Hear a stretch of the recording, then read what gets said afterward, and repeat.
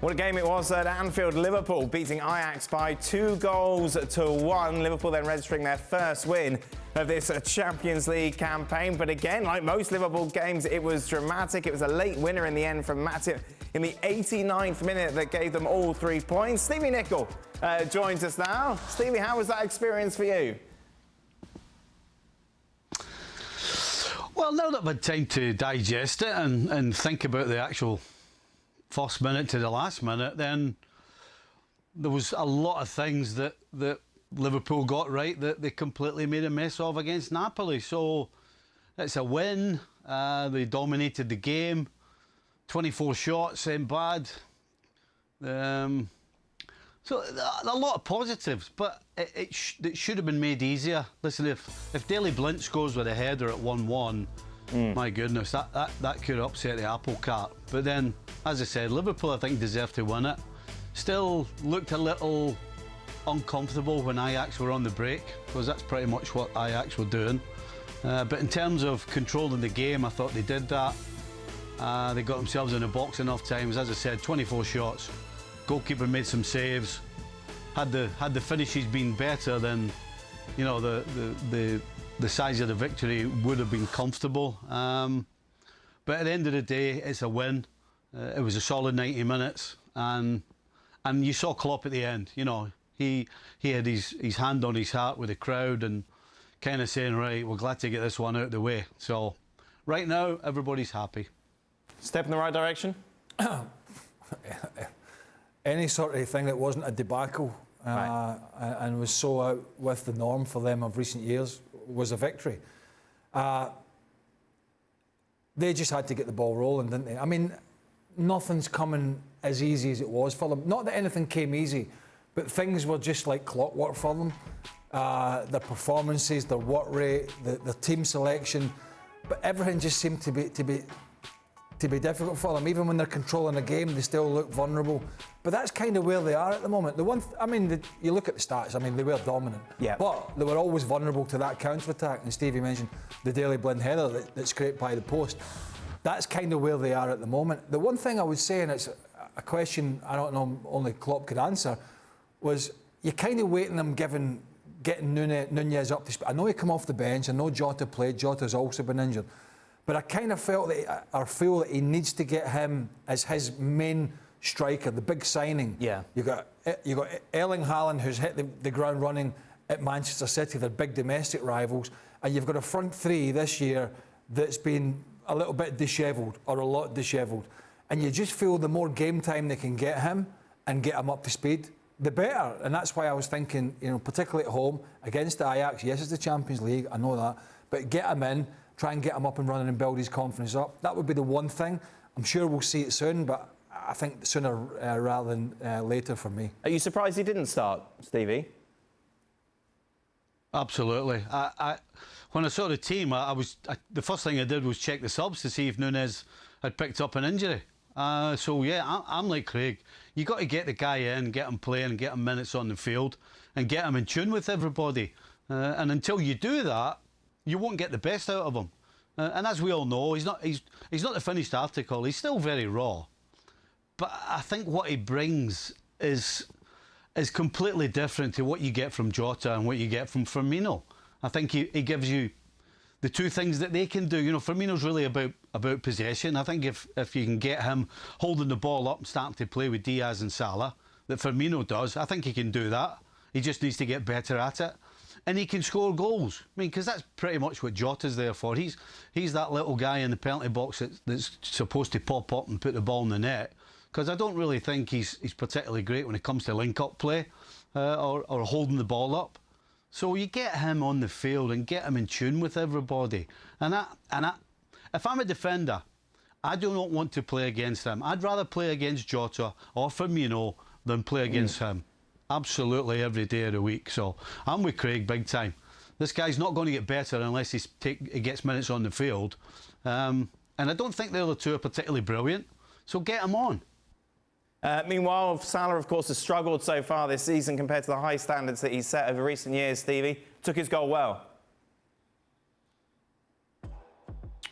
He did take his goal well eventually, because his first touch was horrible. His first touch went far too much inside towards the defender, but his reaction and his finish was great. He's just having a hard time right now, and sometimes when you're playing, everything is really hard work. You know, we're talking about how everything Liverpool's doing right now seems to be hard work. Well, there's nobody having a harder time than him. You know, even when he's flying, sometimes his touch can be a little off, but everything just seems to be bobbling for him, or his touch takes him too close to a defender, or it goes out of play. You know, everything seems to be really hard work for him. But I'll tell you what, as much as everything seems to be hard work, he's working hard, because he came back in the second half and saved Liverpool from possibly losing a goal. He made a run all the way back into defence, into his own penalty box, and made a challenge that stopped Ajax from possibly scoring. So, listen, you can't fault his attitude, but right now, as I said, it's hard work for him, but he got his goal. Kudos, of course, got the equaliser, the man that Mario told us about yesterday to keep an eye on, took it brilliantly. The build-up to the goal, though, it was interesting. You were talking when we were watching the game together, just the lack of marking from Trent Alexander-Arnold. How would you describe? It's a little bit of communication. I know he's been the focus, as we see the stats here for. He took it brilliantly. It was a great goal, wasn't it? Yeah, it was a good goal, and they were always a threat, even though they were never dominant within the game. But yeah, I mean, Trent Alexander-Arnold has been the focus of a lot of attention. He's not been alone, but he's kind of been one of the main, particularly after his performance in Naples.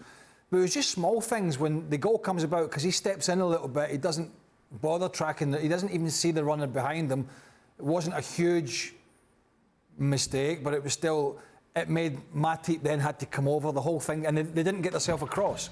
And lo and behold, Virgil van Dijk had a 2-on-1 in the box. So it wasn't the horror show of Naples, but it was just these little things that I think maybe we're just going to pick up on every now and again. But one of the other interesting things for me, and I know we talked about this, was there was an interview after the game by our friends at BT Sport with Virgil van, and you asked, and I think Stevie and myself and you talked about this the other week, it might have been, how it always seemed that Andy Robertson was kind of thrown out there for after-match interviews. Yeah, so he wasn't there, and it's interesting because Van Dijk was asked about the criticism after the Napoli game, and he said ex-pros should know better. Yeah, and the other week when you said, it seems Andy Robertson's thrown out generally quite a lot, and maybe that's a PR decision, and he seems to talk quite well and sort of brush anything off and speak normally. And I'm not suggesting Van Dijk didn't. But off the back of this, it would seem, well, not just this game alone, but off the back of this thrashing in Naples, clearly there was a lot of criticism for Alexander-Arnold in the back four, including Virgil van Dijk. And as you said, he started carping on, that word again, carping, about ex-players and how they've forgotten and blah, blah, blah. And it seems to me, here's a guy that has had enough praise to get him to the moon and back, and rightly so, because for the most part he's been brilliant.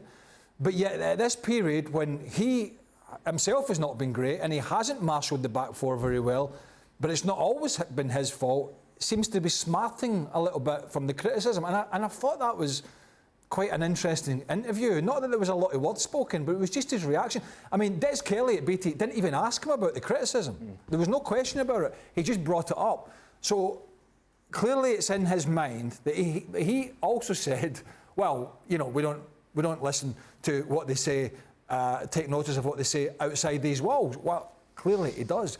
And it was just interesting to me that there's a guy who has basically had all the platitudes in the world, and Liverpool have hit a rocky road of which he's been part of, and clearly he's been smarting a little bit from that criticism. There's no doubt about that. Does that help or hinder going forward, Stevie? The problem, when you're playing, you don't understand what goes on in the media, basically, in shows like ours. You don't understand it. And if anybody, whether it's in the newspaper or on the TV or anything, criticises you, you don't like it. Of course you're prickly. You know, it's not easy to, in the cold light of day. You know, what Craig said is right about, he said all the plaudits, but it's difficult in the cold light of day when you're playing to go, well, I've had a lot of plaudits, so I should be able to take the criticism. That's just not how you're wired. If somebody criticises you, you want to get them back, and you want to show them every single time. So I guess in some ways that might help Virgil van Dijk, because clearly it got up his nose. And you know what? If that makes him go back to being the Virgil van Dijk that we praised, then that's fine by me. But at the end of the day, if you don't play well, you just got to make sure you play well, because people like us are going to talk about you, whether it's good or whether it's bad. And the other side of that coin, Stevie, that back line's been pretty disjointed this year in particular. I know Robertson was out. Horrendous. It's been awful. Think he's right? Do you They've think been he's lucky, going to by the way? They could have. I'll tell you what. I would love to have heard Klopp in the dressing room, because the things we are saying, I think, compared to what Klopp should have been saying to them in the dressing room, the things we're saying are nice. Because you know what it's like in the dressing room when you play that badly and the whole back line is as bad. I'll tell you what, he better have given them a rocket, and I'm sure he did. So anything we say is small change to what Klopp's going to say to them. Do you think he needs to get Matip in there again long term with Van Dijk and say, listen, we've got to start building this back four again, get back to what we were doing, stop all... I know they've had injuries, but just that looks to me, you know, that for a long period now, it's been Matip and Van Dijk as the preferred two. 100%. I would 100%. Everything that being equal, being fit, but that's the problem. Matip. I mean, how many times has Matip played 2 or 3 games in a trot over the last 2 or 3 seasons? I bet you there's not many, and so that is a problem. I agree 100%. Matip and Van Dijk is the best partnership that they have, but Matip can't play. Not regularly 2 or 3 games in the trot. You just can't do it physically. So let's take a look at what that victory means for the group. Obviously, first points for Liverpool, first drop points for Ajax. And Napoli have the opportunity to go 3 points clear. They will take on that delayed game against Rangers on Wednesday. Well, thank you very much for watching ESPN on YouTube. For more sports highlights and analysis, be sure to download the ESPN app. And for live streaming, premium content, and let's not forget as well, ESPN FC 7 days a week. Subscribe to ESPN+.